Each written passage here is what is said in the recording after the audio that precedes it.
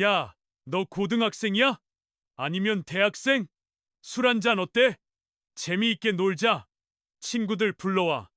우리랑 파티해. 싫어요. 가세요. 저 공부해야 해요. 놓아요. 재미있네. 이 계집애. 더 울어봐. 여러분, 제가 들려드릴 이 이야기는 정말로 가슴을 후벼 파는 그런 사연이에요. 포항의 작은 바닷가, 마을 해리에서 일어난 일인데요. 이 마을은 원래 그렇게 평화로웠어요. 아침이면 어선들이 바다로 나가고, 저녁이면 파도 소리가 자장가처럼 들려오는 곳이었죠. 주민들은 서로를 잘 알았고, 낯선 사람은 거의 오지 않았어요. 그런데 어느 가을 황혼 무렵 그 평화가 산산조각 나기 시작했어요. 하늘이 붉게 물들어가는 그때 갑자기 세 대의 거대한 슈퍼카가 마을 길을 따라 달려오면서 고요를 깨뜨렸어요.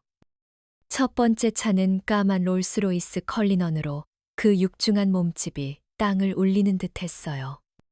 두 번째는 은빛 맥라렌 720S로 날카로운 디자인 때문에 마치 야생동물처럼 보였죠.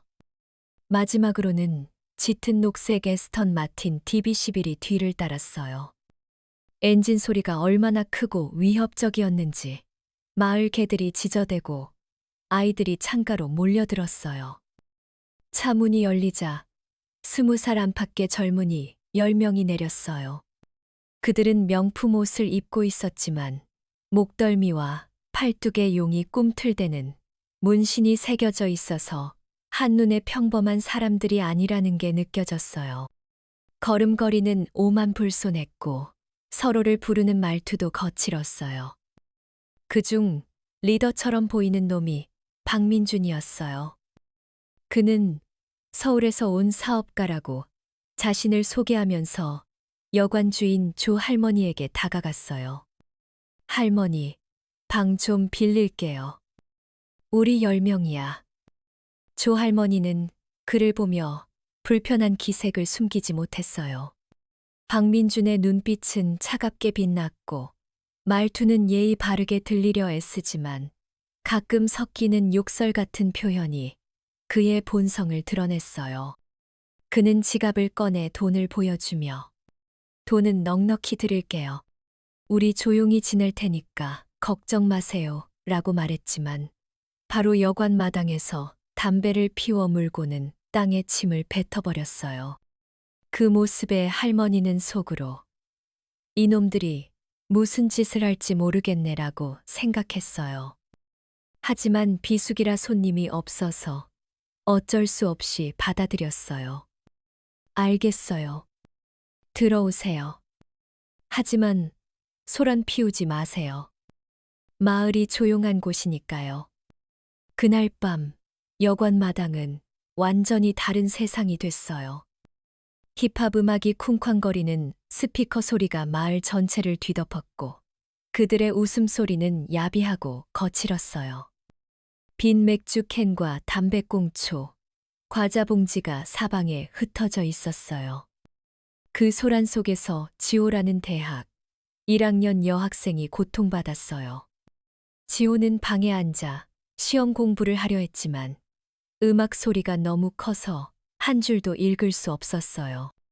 그녀는 창문을 닫아봤지만 소용없었어요. 이 소음 때문에 미치겠어. 어떻게 공부하라는 거야? 라고 중얼거리며 머리를 쥐어뜯었어요. 저녁 9시쯤 지호가 참다 못해 화장실에 가려고 1층으로 내려갔어요.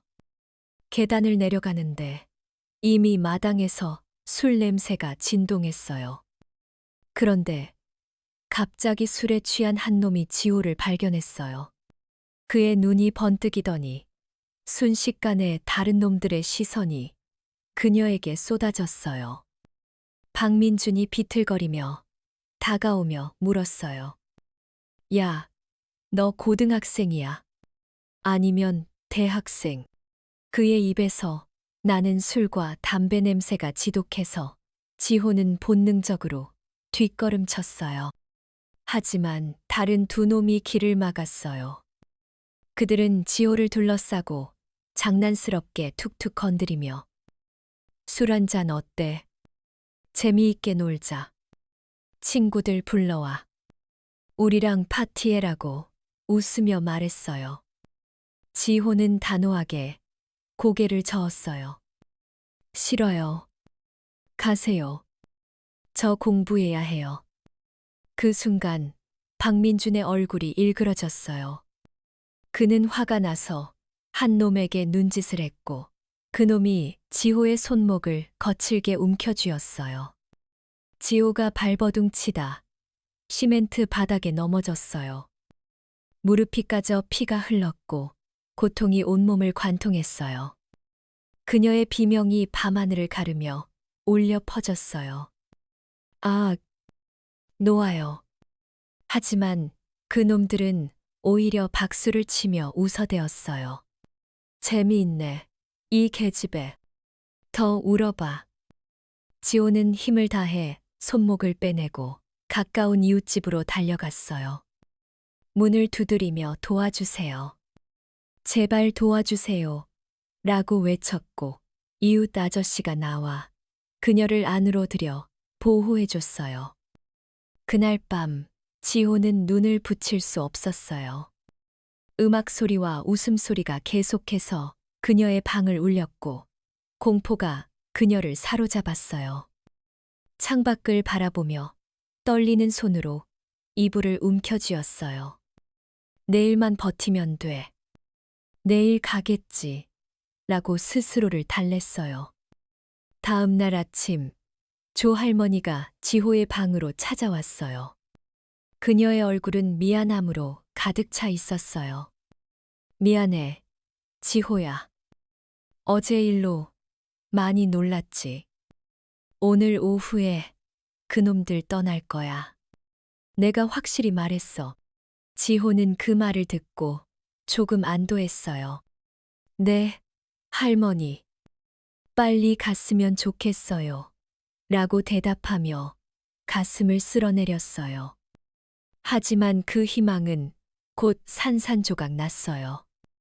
박민준이 조 할머니에게 다가와 하나 더 묵을게요. 왜? 안 돼.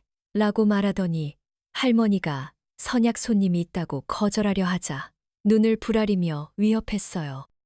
할머니, 우리랑 엮이지 마세요. 그냥 허락하세요. 안 그러면 후회할 거예요. 그의 목소리가 낮고 위협적이었어요.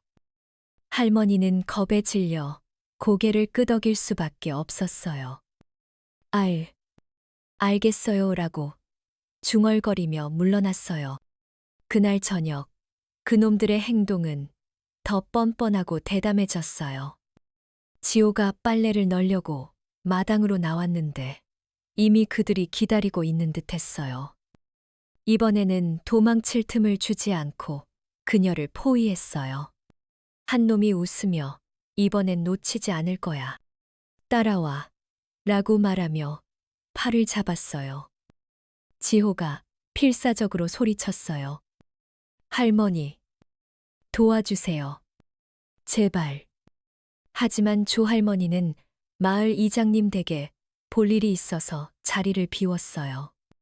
한 놈이 지호의 입을 막으려 손을 뻗었고 박민준이 손짓으로 2층으로 데려가 거기서 재미 보자라고 지시했어요.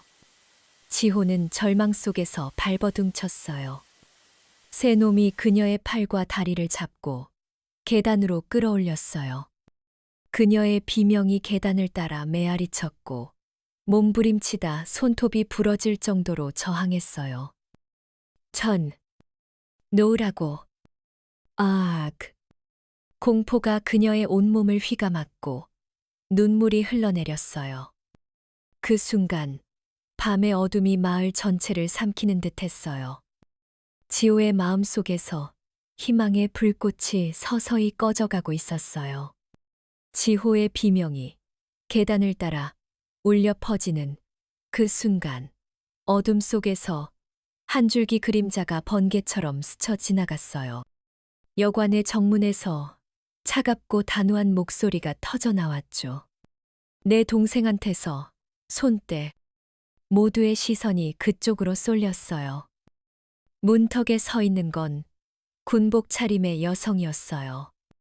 20대 후반쯤으로 보이는 그녀는 위장복을 입고 있었고 눈빛은 얼음처럼 날카로웠어요. 키는 그리 크지 않았지만 그녀에게서 뿜어져 나오는 기운은 방안을 압도했어요. 마치 전장에서 단련된 전사의 냄새가 나는 듯했죠. 지호는 그 목소리를 듣는 순간 가슴이 뛰었어요. 언니, 라는 단어가 입 밖으로 나오기도 전에 눈물이 터져 나왔어요.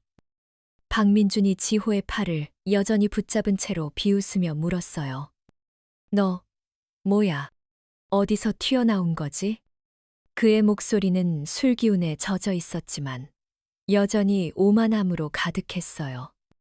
하지만 그 여성이 다시 입을 열었을 때 그녀의 목소리는 마치 칼날처럼 날카롭게 공기를 갈랐어요. 마지막으로 말한다. 내 동생한테서 손댁. 그녀는 이재희였어요. 지호의 언니이자 군 특수부대에서 복무했던 전직 특수요원이었죠. 그녀의 목소리엔 분노가 깃들어 있었지만 동시에 침착함이 녹아 있었어요. 그 기세에 방 안의 공기가 얼어붙는 듯했어요.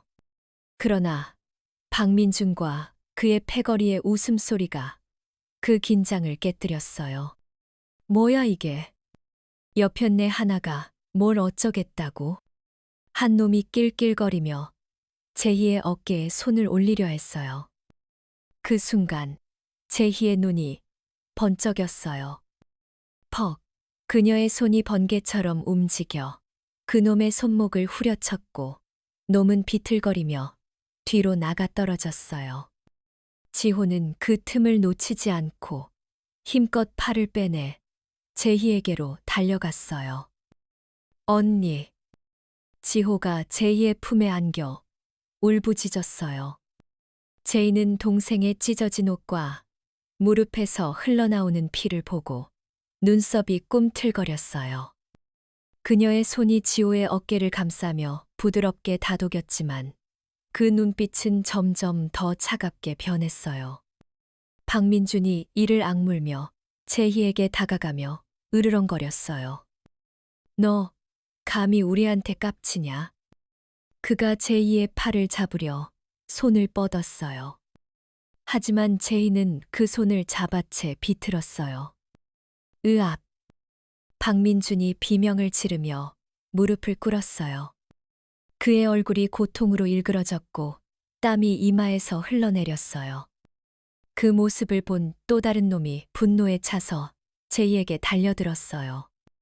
제희는 침착하게 몸을 틀어 어깨로 그를 강하게 들이받았고 놈은 바닥에 나뒹굴었어요. 그 광경에 나머지 8명이 서로를 쳐다봤어요. 처음엔 당황한 기색이 역력했지만 곧 분노가 그들의 눈을 채웠어요. 박민준이 바닥에서 일어나며 고함쳤어요.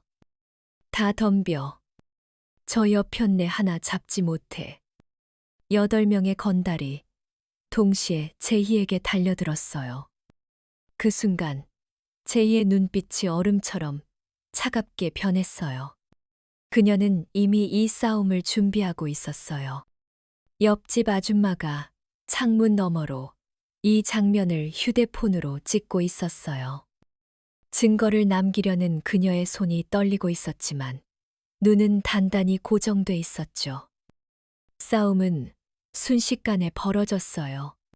제이는 첫 번째 놈의 팔을 잡아 비틀며 무릎으로 그의 가슴을 강타했어요. 놈은 숨을 헐떡이며 바닥에 쓰러졌어요. 두 번째 놈이 뒤에서 달려들었지만 제이는 발을 휘둘러 그의 다리를 걸었고 그는 얼굴을 바닥에 쳐박았어요. 세 번째 놈이 주먹을 휘둘렀지만 제이는 몸을 숙여 피한 뒤 회전하며 그의 배에 발차기를 날렸어요. 그놈은 비명을 지르며 담장에 부딪혀 쓰러졌어요. 으악! 이 미친. 네 번째 놈이 욕설을 내뱉으며 달려들었지만 제이는 그의 팔을 잡아 뒤로 꺾으며 바닥에 내동댕이 쳤어요. 단 10초도 안 돼. 4명이 바닥에 널브러졌어요. 나머지 4명이 동시에 제이를 포위했어요. 앞, 뒤, 양옆에서 동시에 공격해 들어왔죠. 상황은 절망적으로 보였지만 제이는 이미 모든 걸 계산하고 있었어요. 그녀는 앞에서 오는 놈의 주먹을 막으며 그의 몸을 뒤로 밀쳤어요. 그 힘에 뒤에서 오던 놈과 부딪혀 둘 다 균형을 잃고 비틀거렸어요.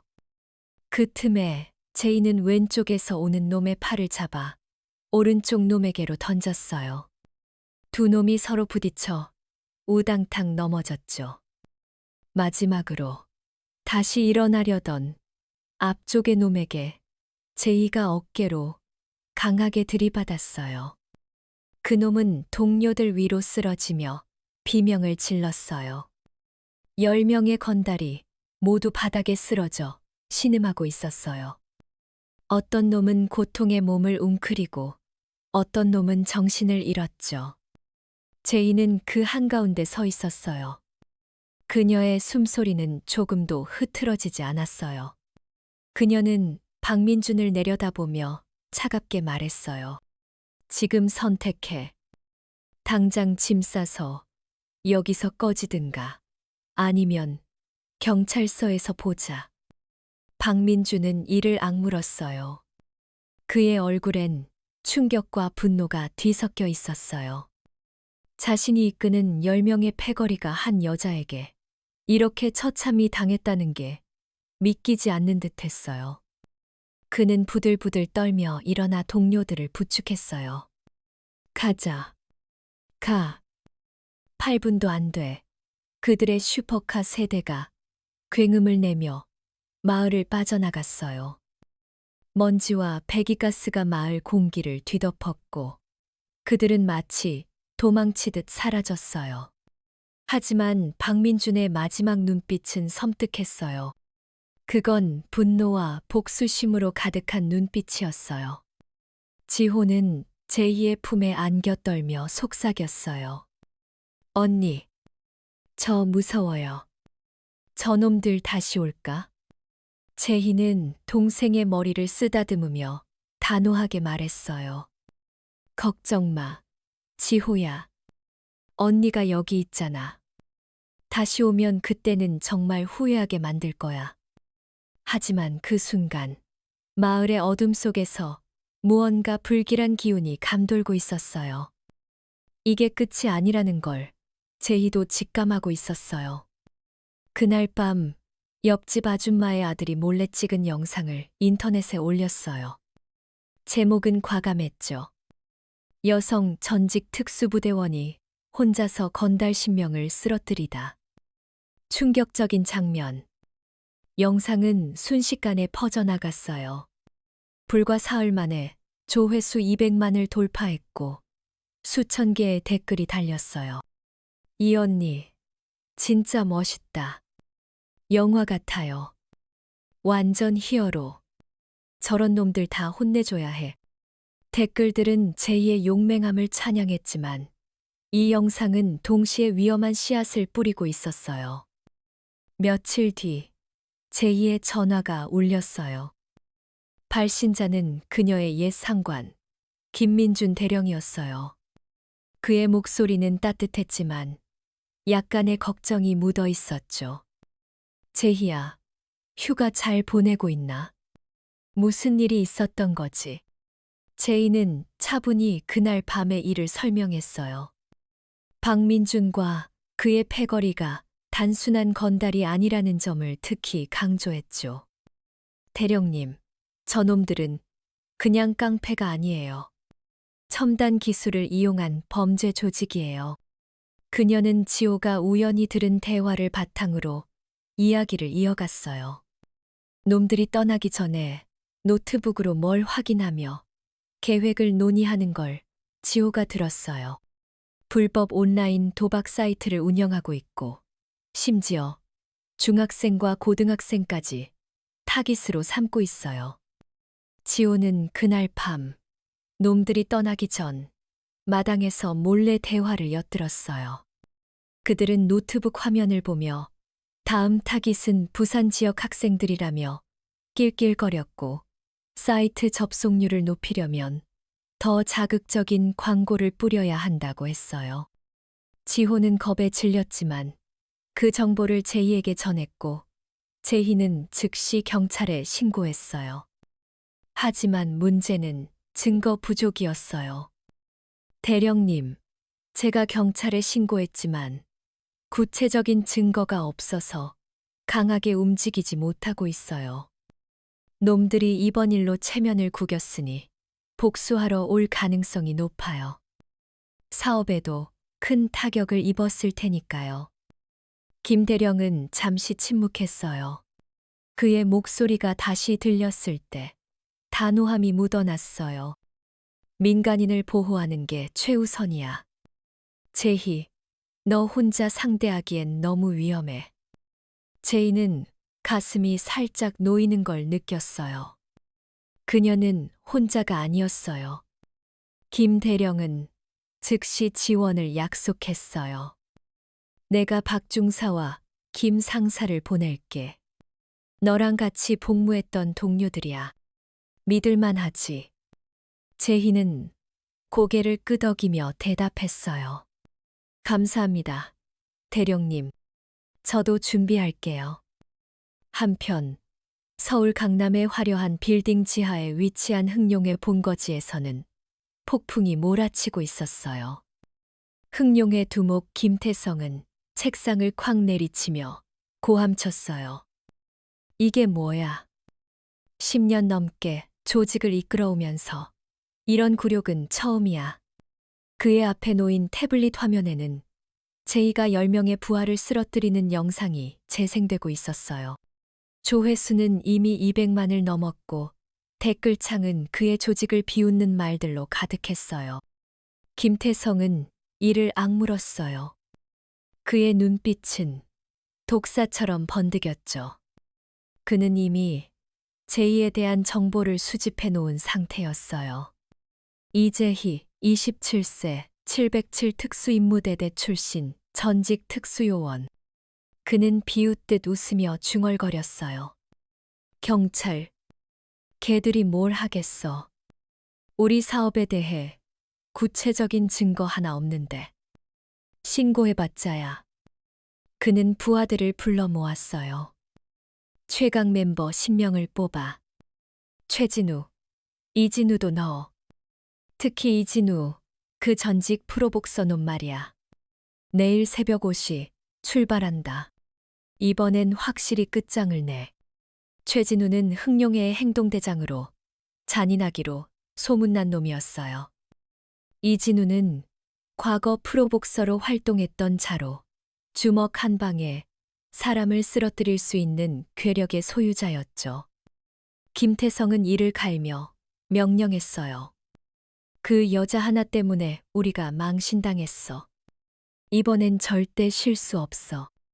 마을 하나쯤 날려버려도 좋아. 알겠나? 그의 부하들은 고개를 끄덕였지만 그들 눈빛엔 두려움이 스쳐 지나갔어요. 제이가 보여준 전투력은 그들의 상상을 초월했기 때문이죠. 하지만 김태성의 분노는 그 두려움을 집어삼켰어요. 해리마을은 다시 한번 폭풍 전야의 고요에 휩싸였어요. 제희는 지호를 품에 안고 창밖을 바라봤어요. 바다에서 불어오는 바람이 점점 차가워지고 있었어요. 그녀는 속으로 다짐했어요. 지호야, 무슨 일이 있어도 언니가 널 지킬 거야. 하지만 그녀도 알고 있었어요. 이번 싸움은 단순한 복수 이상의 것이 될 거라는 걸. 흥룡의 음모는 마을 전체를 위협할 만큼 거대했어요. 그리고 그 음모의 중심엔 제희와 지호가 있었죠. 새벽 5시 해리 마을의 고요한 공기를 뚫고 검은색 SUV 세 대가 은밀히 마을 입구에 나타났어요. 엔진 소리가 낮게 깔리며 마치 먹잇감을 노리는 맹수처럼 조용히 움직였죠. 흑룡회의 최정예 멤버 10명이 차에서 내렸어요. 지난번의 오만한 모습과는 달랐어요. 이번엔 그들의 눈빛이 차갑고 침착했으며 동작 하나하나가 프로의 냄새를 풍겼어요. 최진우는 거구의 몸집에 날카로운 눈빛을 뿜으며 앞장섰고 이진우는 프로 복서 출신다운 날렵한 걸음으로 그 뒤를 따랐어요.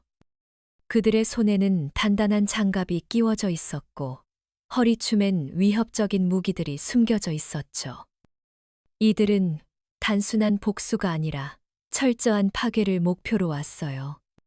제희는 이미 깨어 있었어요. 전직 특수요원으로 단련된 그녀의 직감이 새벽의 이상한 기운을 감지했죠. 창밖을 내다보니 어둠 속에서 SUV의 실루엣이 보였어요. 그녀의 심장이 빠르게 뛰었지만 두려움은 없었어요. 제이는 즉시 지호와 조 할머니를 방 안으로 데려갔어요. 지호야, 할머니, 절대 밖으로 나오지 마세요. 문 잠갔다가 나올 때까지 기다려. 그녀는 단호하게 말하며 문을 잠갔다. 지호가 떨리는 목소리로 물었어요. 언니, 저놈들 또 온 거지? 무서워. 제이는 동생의 어깨를 다독이며 부드럽게 미소 지었어요. 괜찮아. 언니가 다 처리할게. 너는 여기서 안전하게 있어. 제이는 군복을 입고 손목을 풀며 전투 준비를 했어요. 그녀의 눈빛은 얼음처럼 차가웠지만 마음속엔 불타는 결의가 있었어요. 마당으로 나가자 10명의 건달이 그녀를 에워쌌어요. 그들의 그림자가 새벽 안개 속에서 거대한 위협처럼 보였어요. 제희는 그들을 마주보며 차갑게 말했어요. 또 왔네. 박민준이 앞으로 나서며 비웃었어요. 그의 얼굴엔 지난번의 굴욕이 새겨져 있었지만 이번엔 자신감이 넘쳤어요. 이번엔 다를 거야. 이 여편네. 최진우가 한 발짝 앞으로 나서며 무겁게 말했. 지난번엔 애송이들을 보냈지만 이번엔 진짜 실력자를 데려왔지. 제이는 그들을 찬찬히 훑어봤어요. 그들의 자세, 눈빛, 움직임 하나하나가 지난번 패거리와는 차원이 달랐어요. 특히 최진우의 근육질 몸과 이진우의 날카로운 동작은 그녀를 긴장하게 했죠. 쉽지 않겠어. 그녀는 속으로 생각했어요. 하지만 후퇴는 그녀의 사전에 없었어요. 전투가 시작됐어요. 최진우가 먼저 달려들며 번개 같은 발차기를 날렸어요. 제이는 재빨리 몸을 틀어 피하며 그의 다리를 잡아채 바닥으로 내동댕이 쳤어요. 하지만 그 순간 3명이 동시에 달려들었어요. 제이는 빠르게 움직였지만 3명의 거구를 동시에 상대하는 건 버거웠어요. 이진우가 프로 복서다운 훅 펀치를 날렸고 제희는 간신히 어깨로 막았지만 충격이 온몸을 뒤흔들었어요. 그녀가 비틀거리는 순간 뒤에서 또 한 명이 달려들었어요. 제이는 위험을 직감하며 뒤로 물러났지만 그들은 점점 더 거리를 좁혀왔어요. 이진우가 다시 한번 강력한 훅 펀치를 날렸고 이번엔 제희의 옆구리에 정통으로 맞았어요. 윽! 제이가 신음하며 한쪽 무릎을 꿇었어요. 고통이 그녀의 몸을 관통했지만 이를 악물고 다시 일어나려 했어요. 지호의 목소리가 집안에서 울려 퍼졌어요. 언니. 제이는 이를 악물며 소리쳤어요. 지호야, 나오지 마. 건달들이 제희를 완전히 포위했어요. 그들의 눈빛은 승리를 확신하는 듯 했어요. 최진우가 비웃으며 다가왔어요. 이제 끝이야. 지난번처럼 쉽게 안 끝나. 제이의 숨이 점점 가빠졌어요. 옆구리의 고통이 그녀를 괴롭혔지만 포기할 생각은 없었어요. 그 순간 멀리서 군용 지프의 엔진 소리가 굉음을 내며 다가왔어요. 제이의 얼굴에 희망의 빛이 스쳤어요. 왔구나. 그녀는 속으로 외쳤어요. 지프가 여관 앞에서 급정거하며 2명의 특수부대원이 뛰어내렸어요. 박중사와 김상사, 제희의 옛 동료들이었죠. 박중사가 상황을 빠르게 훑으며 소리쳤어요. 제희, 괜찮아. 김상사가 전투 자세를 취하며 농담처럼 물었어요. 늦은 거 아니지? 제이는 옆구리를 부여잡으며 미소 지었어요. 아니, 딱 맞춰 왔어. 상황이 완전히 뒤바뀌었어요. 3명의 특수부대원이 10명의 건달을 마주했어요. 수적으로는 여전히 열세였지만 그들의 팀워크는 전혀 다른 차원의 힘이었어요. 박민준의 얼굴이 굳어졌어요. 그는 이를 악물며 소리쳤어요. 너희 뭐야? 어디서 튀어나온 거지? 박중사가 차갑게 대답했어요. 우린 특수부대야. 너희 같은 놈들 잡으러 왔지. 그의 목소리는 공기를 얼어붙게 했어요. 제이는 옆구리의 통증을 참으며 다시 일어섰어요. 동료들의 등장은 그녀에게 새로운 힘을 불어넣었죠. 3명은 자연스럽게 삼각형 대형을 형성했어요.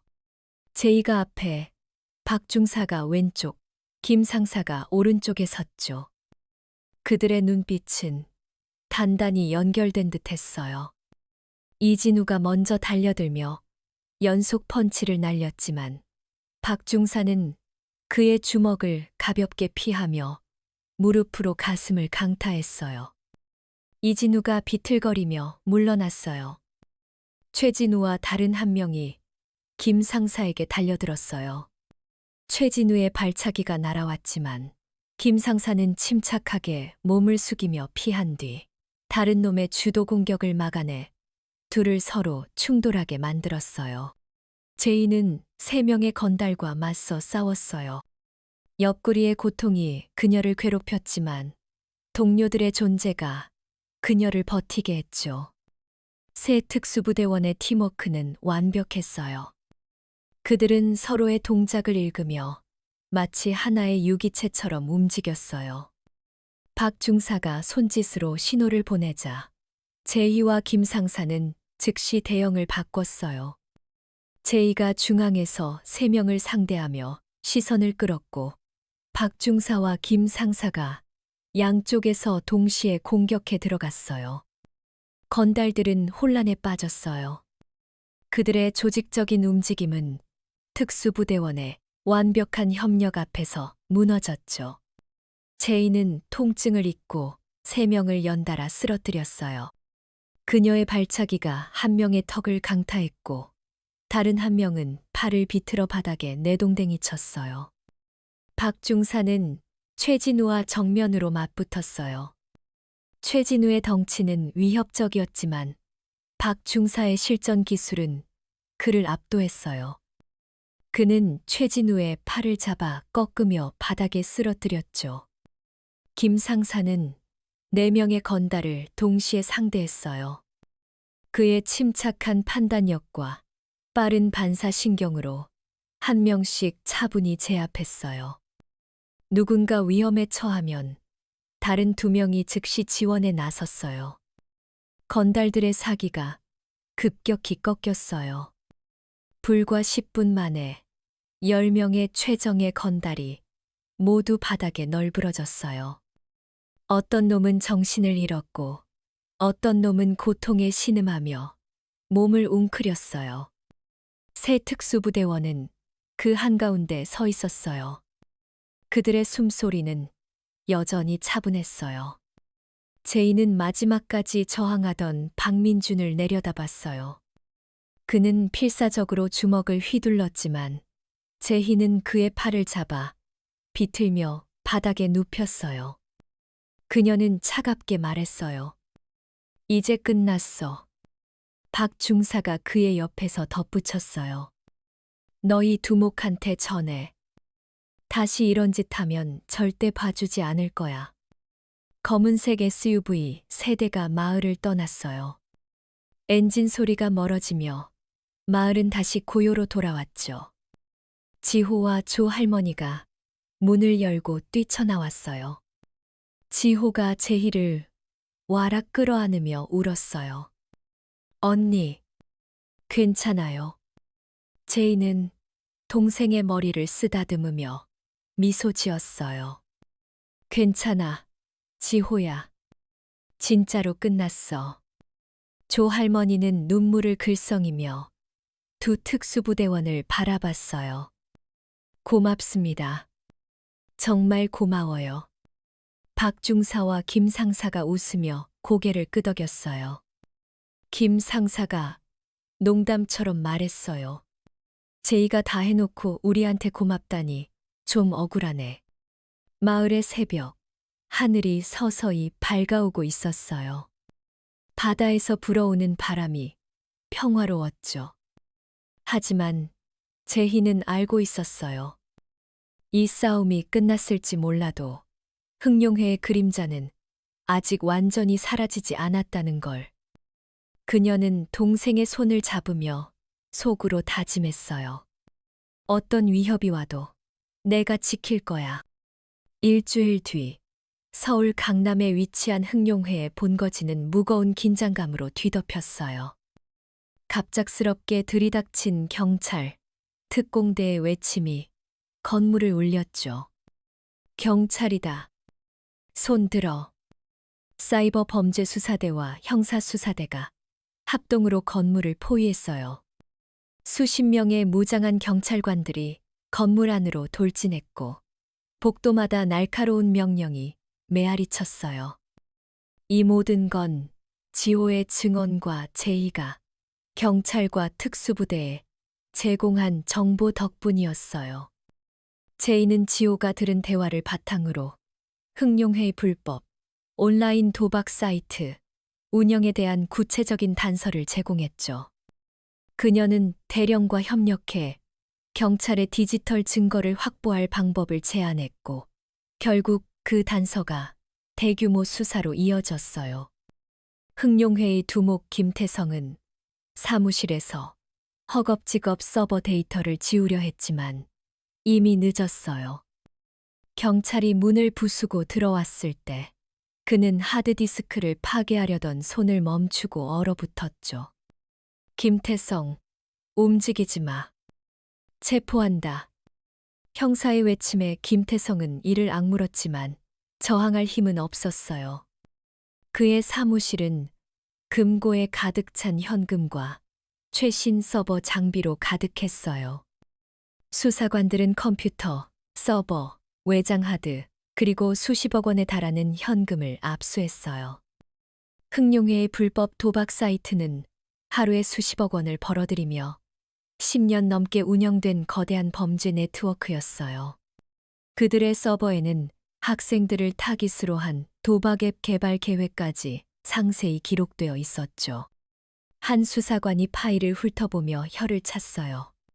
이 계획이 실행됐다면 수많은 청소년이 중독에 빠졌을 거야. 정말 끔찍한 놈들이군. 박민준, 최진우, 이진우를 비롯한 흥룡회의 핵심 멤버들도 모두 체포됐어요. 그들은 경찰차에 실려 끌려가며 서로를 원망하는 눈초리를 보냈죠. 박민주는 수갑이 채워진 손을 부들부들 떨며 중얼거렸어요. 그년 때문에 다 망했어. 그러나 그의 분노는 이미 무의미했어요. 흥룡회의 제국은 완전히 무너졌으니까요. 수사관들은 서버 데이터를 복구해 불법 도박 사이트의 전모를 밝혀냈고, 이를 통해 수백 명의 피해자를 구제할 단서를 확보했어요. 특히 중고등학생을 겨냥한 도박앱 계획은 사회적 공분을 일으켰어요. 며칠 뒤 포항의 작은 여관방에서 제이와 지호는 TV를 보며 뉴스를 보고 있었어요. 화면엔 속보가 흘러나왔어요. 대규모 불법 도박 조직 흥룡회 검거. 수십억 원 규모 범죄, 네트워크 붕괴. 지호가 벌떡 일어나며 소리쳤어요. 언니, 딴, 저놈들 다 잡혔어. 그녀의 눈이 반짝였어요. 제이는 동생의 머리를 쓰다듬으며 미소 지었어요. 그래, 지호야. 네가 용감하게 증언해준 덕분이야. 정말 잘했어. 지호는 부끄러운 듯 웃으며 대답했어요. 이제 다른 애들도 안전할 거야. 그렇지. 언니 덕분에. 제이는 지호의 말에 가슴이 뭉클했어요. 그녀는 이번 일이 자신과 가족만을 위한 싸움이 아니라 수많은 사람들을 지키는 싸움이었다는 걸 깨달았어요. TV에서는 수사관이 인터뷰하는 장면이 나왔어요. 이 사건은 한 시민의 용기 있는 제보로 시작됐습니다. 그 덕분에 거대한 범죄 조직을 일망타진할 수 있었죠. 그 말을 들으며 제이는 지호를 바라봤어요. 그 시민이 바로 너야, 지호. 다음 날 전국 신문과 온라인 뉴스들은 일제히 이 사건을 대서특필했어요. 수십억 원 불법 도박 제국, 무너뜨린 익명의 영웅들, 청소년을 노린 범죄 계획 저지, 정의의 승리. 기사들은 흥룡회의 범죄 행각과 그들이 노리던 청소년 피해자들에 대해 상세히 다뤘어요. 제이와 지호의 이름은 공개되지 않았지만 마을 사람들은 이미 그들이 영웅이라는 걸 알고 있었죠. 같은 시간 박중사와 김상사는 서울의 특수부대 훈련소에서 뉴스를 보고 있었어요. 박중사가 전화로 제이에게 연락했어요. 제이, 잘했어. 이게 진짜 정이지. 우리도 자랑스러워. 김상사가 옆에서 끼어들었어요. 야, 근데 너 혼자 다 해놓고 우리한테 공 좀 나눠줘. 제희는 전화기 너머로 웃음을 터뜨렸어요. 하하, 다음엔 너희가 먼저 나서. 해리 마을은 다시 평화로 돌아왔어요. 바다에서 불어오는 바람은 따뜻했고 파도 소리는 부드럽게 마을을 감쌌어요. 제이는 남은 휴가를 가족과 함께 보낼 수 있었어요. 지호는 여관 마당에서 책을 읽으며 미소 짓고 있었고 조 할머니는 손님들에게 그날의 이야기를 들려주며 자랑스러워했어요. 우리 지호랑 제이가 마을을 구했지 뭐야. 마을 주민들은 제희와 지호를 영웅으로 부르며 고마움을 전했어요. 어느 날 저녁, 제희와 지호는 바닷가에 앉아 석양을 바라봤어요. 지호가 조용히 물었어요. 언니, 앞으로도 이런 일 또 생기면 어쩌지? 제이는 동생의 손을 꼭 잡으며 대답했어요. 그럼 또 싸울 거야. 하지만 이번엔 너도 같이 싸우는 법 배워야겠네. 지호가 까르르 웃으며 고개를 끄덕였어요. 응. 나도 언니처럼 멋진 특수부대원 될 거야. 그 순간 석양이 바다 위로 붉게 물들었어요. 해리 마을은 다시 평온을 되찾았고 제희와 지호의 용기는 마을 사람들의 가슴에 영원히 남았어요. 이건 단순한 승리가 아니었어요. 특수부대원들의 완벽한 팀워크와 한 소녀의 용기가 만들어낸 정의의 실현이었죠. 그리고 그 정의는 수많은 청소년을 구하며 더 큰 희망으로 이어졌어요.